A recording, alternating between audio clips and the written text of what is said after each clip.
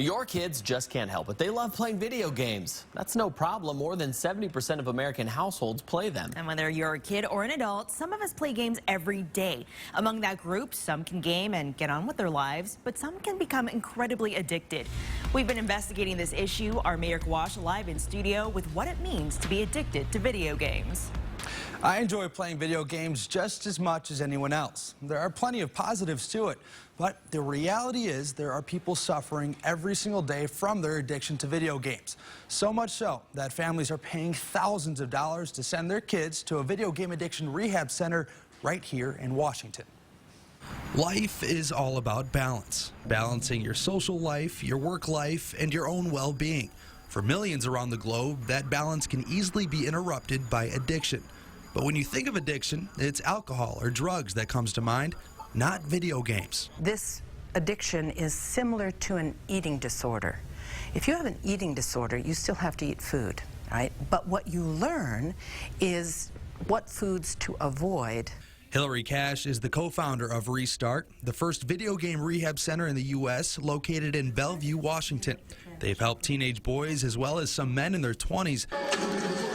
Now you may be thinking, how in the world do you become addicted to video games? Just grow up.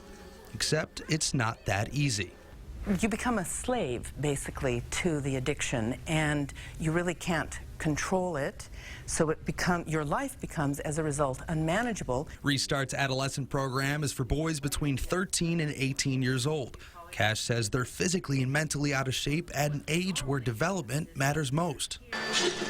Now, many of us grew up playing outside for most of the day, and then video games came later on in life. But in this case, video games are all these kids know. If you never had any old interests, and then you have to build everything from the ground up, and that's harder. So Restart helps by stripping them of all they know, their phones, their laptops, and of course, their video games.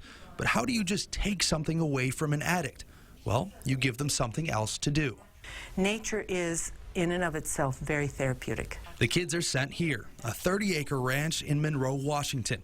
When they first arrive, they go through an intensive phase, working through withdrawals like any other addiction. Once you stop the addictive behavior, you can begin looking at what's really underneath there and driving all of this. They have structured schedules of activities and classes every day. It's therapy, but in the most comfortable way possible. Each room built with a different theme to ease their anxiety.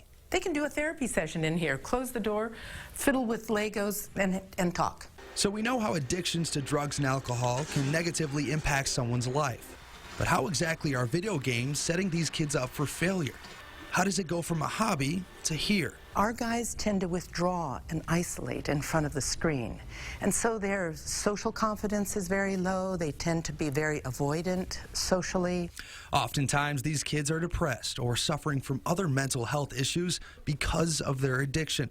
On top of that, most of them are also failing out of school, so Restart gets them back on track. They might have struggles with school, even though they're bright. Restart is a licensed school. The patients are still students. They can pick up right where they struggle to finish and can actually graduate high school from this program at their own pace. And along with getting that education, they learn how to use technology for the right reasons. We're trying to teach them to use the internet for staying in touch with people, but maybe not through Facebook, because maybe Facebook is a problem. Maybe they'll have to go back to old-fashioned email. So now you may be wondering how much this all costs. Well, the beginning stages of the program cost about $550 per day. After that, it costs about $7,000 per month. But for these teenagers, restarting their life is priceless.